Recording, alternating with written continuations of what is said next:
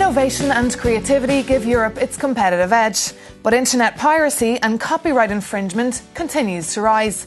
So the European Commission are preparing to publish their much-anticipated directive on intellectual property rights.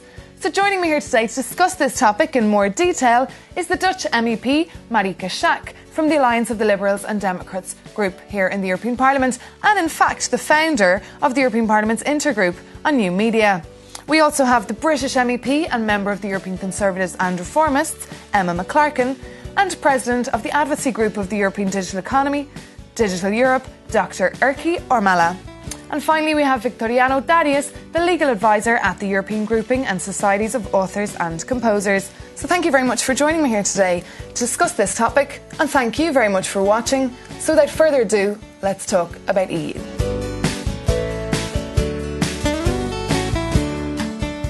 So, Dr. Ormala, I'd like to start with you. What is Europe missing out on here for not having the single market online?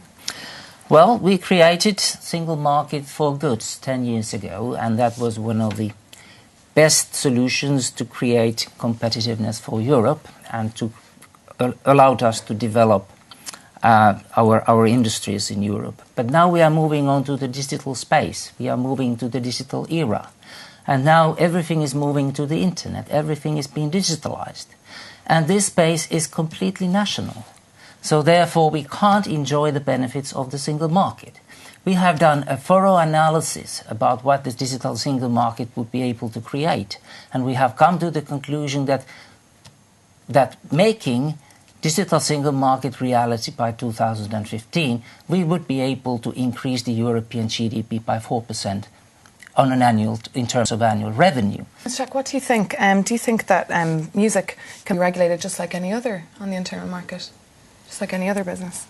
Well, it's about taking away barriers and not putting up more regulations and rules. I think that's the essence. It's absolutely true that there is no digital European market at the moment, and that's a really a lost opportunity, both economically, but also for consumers and people who would like to listen to more music, see more movies. Europe has highly diverse, highly attractive cultural content, and we're simply not able to distribute it and make it available to our own citizens within the EU, let alone to compete with it in the in the global economy.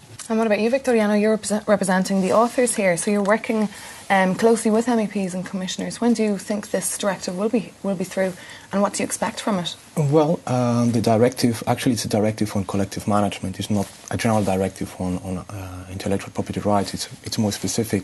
Our expectation is that the draft directive is going to come out mid-July, late summer. And our expectations is that we are able to find a solution that works well for primarily for our members, for our rights holders, and also, very importantly, for users. We have seen that for the last, let's say, 6-7 years, the situation regarding the collective cross-border management of rights has been in a framework of tremendous legal uncertainty. Since 2004, where we were able, until that time, we were able to grant licenses in one single entry point for the world repertoire and for worldwide exploitations. Since then, due to a series of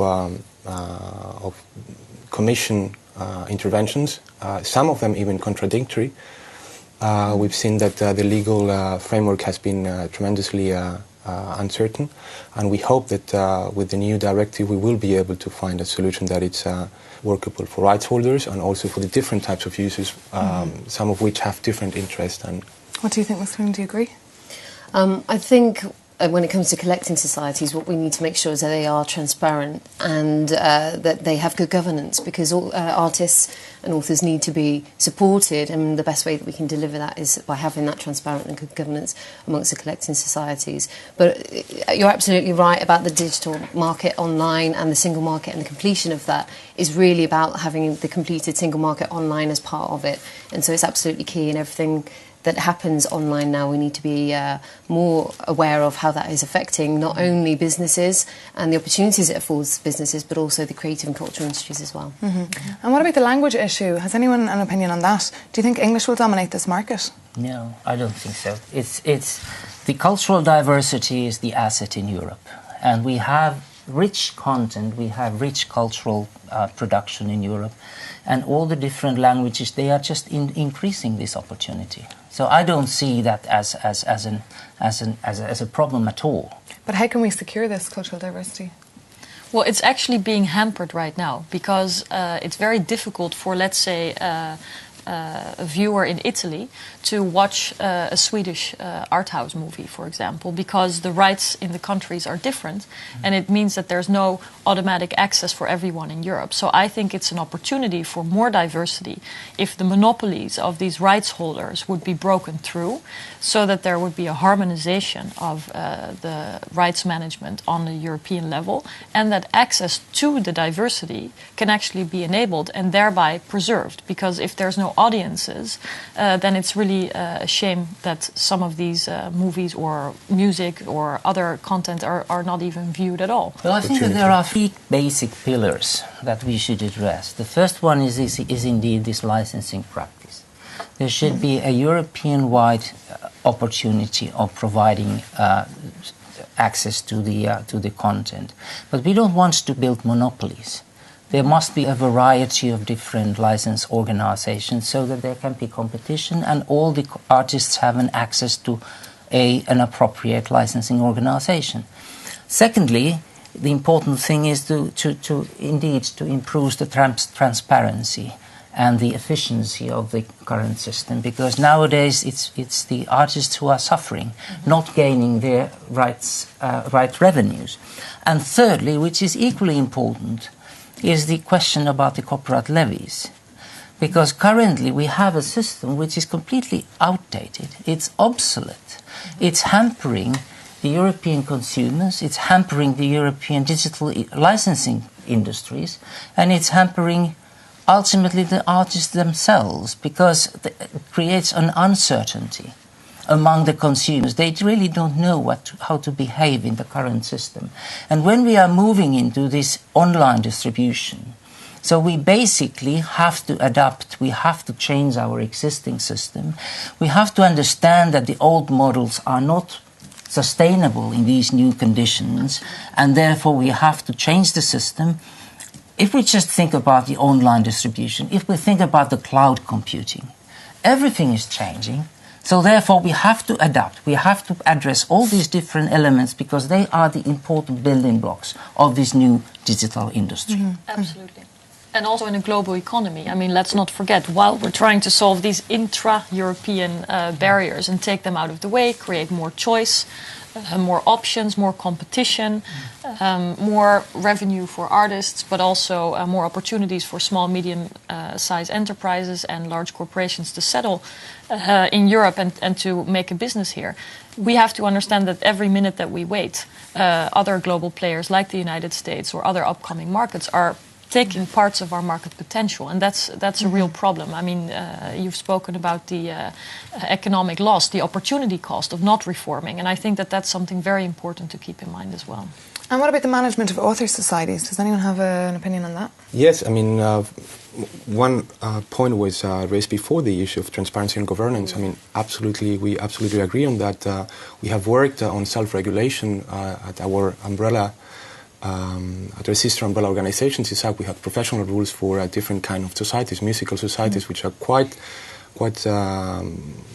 tough. And also we have worked with part of our members, with the publishers. We have a common declaration with ICMP, the advocacy group of music publishers, on introducing transparency and governance. And we're ready to discuss any issue in transparency and governance to the benefit of our rights holders, because that's the key, and this leads me to the second point, competition. Competition, yes, absolutely, as much competition as possible. But when we talk about competition, there's usually a confusion here. We're totally in favor of competition for rights holders, but this is in conflict with competition for users. If you're a very good society to the benefit of rights holders, you're not a very good society for users, because you want to preserve their interests. You want to collect as high royalties as possible for the applying the lowest administration fee. Now that you mentioned that, let's just bring in a few opinions from the public there and find out what people out there think about illegal downloading and how they think that artists should get paid. Let's take a look at this clip. I think it's great that that music and film is more readily available for consumers at the moment, and that they have really good access to it. But I think there's still a question over how artists and filmmakers can get paid. Another way to pay musicians would be to have internet service providers pay a tax. Small tax on the buying of CDs and blank recording materials. In that clip, the last guy said that we should put a small tax on blank tapes and CDs, so when you buy that. I think you agree with this, don't you, Dr. Merla? Well, it's very difficult to agree that we don't think that taxes are usually the right solution to these kinds of problems, because we believe that in the online world we have the ability to track exactly what is happening in the marketplace. We know exactly what kind of music has been downloaded, where, when, and how the compensation should be allocated to the right holders. So we have in technology available the possibility of compensating exactly the right way for those who are entitled for this compensation. So therefore, taxes are always arbitrary. I do agree. I don't think taxes are the way forward. I think people are downloading music and it's not going on tapes and CDs like it used to. I think it's going on MP3 players, and illegal file sharing is a major problem for the digital music market. And we need to therefore make sure that artists and rights holders have the adequate legal tools that they need in order to enforce their rights. So I think that we need to beef up our enforcement on infringements and illegal file sharing and downloading. Well, I think we have to make sure that there's more choice for consumers, because in a way you could say that the amount of downloads of uncovered materials also is a testimony of an unmet demand on the part of the consumer. They would like to have more choice, and we should enable that. And if there's more choice, the prices will also go down, and it will be possible for each user to pay according to his or her use. So it should be a more fair and balanced system, and at this point, just to give you an example, that's not the case. If you look at, for example, just the Belgian Collective Rights Society, they still have 160 million euros that they have not been able to let flow back to the artists. So there's a lot of money that is hiding somewhere that's intransparently kept. No one knows how or who it should be distributed to, and this is a real problem. I believe that we need to focus on the fact that it is an illegal act, and people need to be educated in the value of the cultural and creative industries and the music industry and in their creativity. And there needs to be a reward for that, and people have to understand this is an illegal act. When you are doing this, it's not just because it's free, I should be able to do it. It's actually having a very detrimental effect on the music industry and on the creative industries. But I think and people need to have they need to have that link in their mind that actually that illegal act is depriving them of the cultural diversity that people claim that we need to re-inject now. But we have a choice now to focus on enforcement, which you are, promoting, and many people are, or reforming. Because the more we enforce an existing system, the more difficult it becomes to reform. And I think that this reform, for a variety of reasons, is absolutely necessary at this point. So instead of focusing on enforcing an outdated system, which is difficult to enforce, if not impossible to enforce, and is outdated in and of itself, let's look at a new system based on those principles, where indeed creation should be rewarded. Nobody will dispute that. It's very important that artists get their fair share, and they don't always in the old system, but also that consumers have a choice, businesses have an opportunity, and that our European cultural diversity, which makes us one of the richest places in the world, can actually be marketed and sold across the globe. I'm pretty sure that the existing arbitrary compensation system is one of the reasons for the increase of piracy. So that if we would have a more transparent system, if we would have a fair compensation, it would be a win-win-win scenario. Exactly. It would be good for the consumers, it would be good for the artists, and it would be good for the industry.